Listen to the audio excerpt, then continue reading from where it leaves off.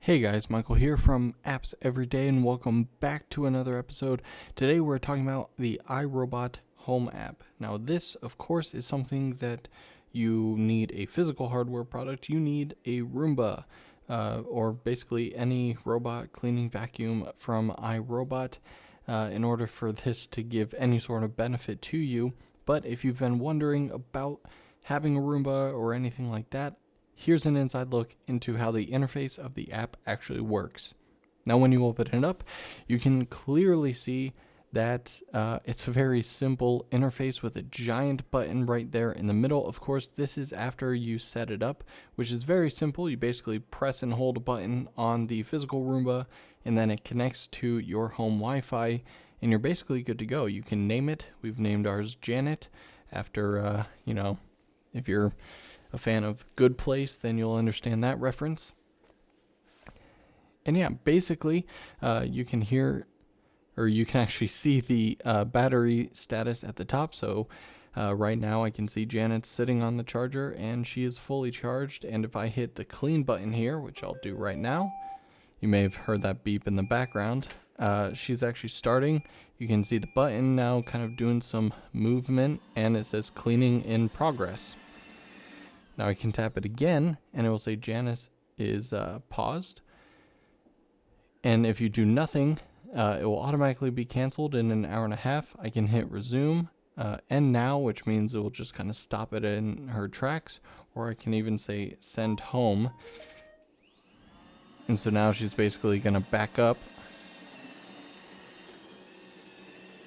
which I know you guys can't see, and it's probably very loud for you right now. And she's back on the dock.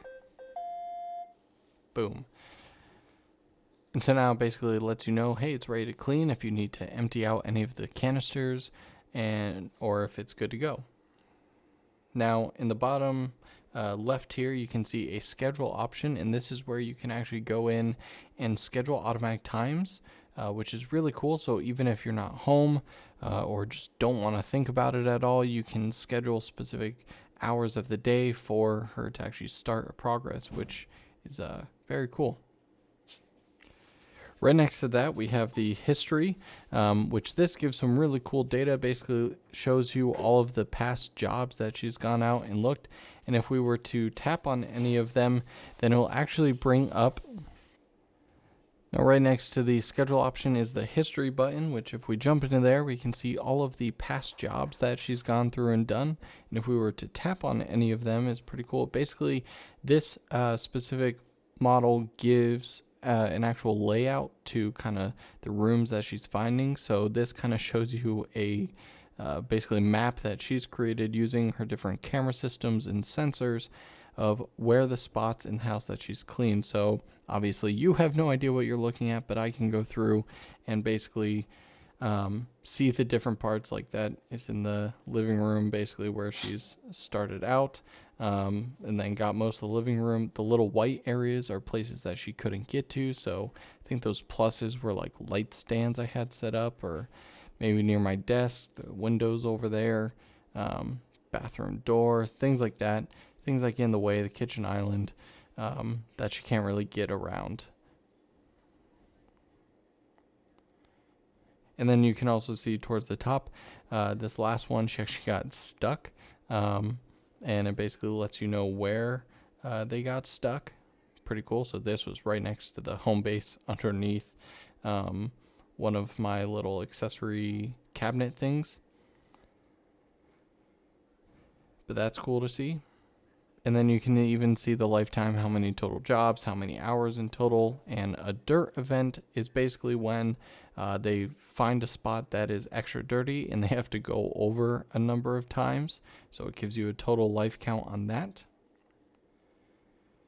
Next up, you got a help page, pretty standard, how it works, care and maintenance, that sort of documentation if you were to need it. And then settings, this is where you can go in and change the Wi-Fi settings, the language, but you can also do cleaning behaviors. There's a couple interesting ones in here. Basically the bin behavior. This one you can either do pause when full, This one's very hard, especially in the beginning, because if you haven't vacuumed in a while like we hadn't, then it's basically going to be pausing every like 30 seconds because the bins in these things are pretty small. If you're used to a standard vacuum where you can get like your whole house done without having to empty it, Roombas are quite different. Obviously, the highest end models can empty themselves into their own containers back on their base thing, but these ones have a relatively small tank. You can also locate if you had a giant house and didn't realize that she's maybe stuck under a couch, or he, depending on who you name your Roomba after. After they are maybe found stuck under a couch somewhere, you can locate it through a sound. And you can also factory reset in here as well. The notifications tab is basically for any current messages. This will show up again if they're like currently stuck or something, you'll get notified. And under the menu screen, if you had multiple different robots, you could add them in here. They have one that acts as like a Swiffer, as well as smart home devices, and this is basically more where you can get more information about different iRobot products.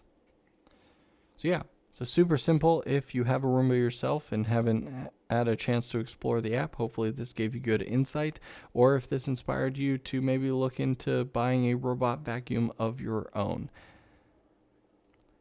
One last note I want to mention is this does integrate with the whole Google Home system. So if I go into my Google Home app where you have everything like Nest devices, you can see under living room, Janet's right there, and I can even start her right from here, which is really cool. So it is on the list of integrations for Google Nest devices. So yeah, hopefully you guys got some good information out of this. Don't forget to come back tomorrow for another Apps Every Day and get subscribed so you never miss a notification.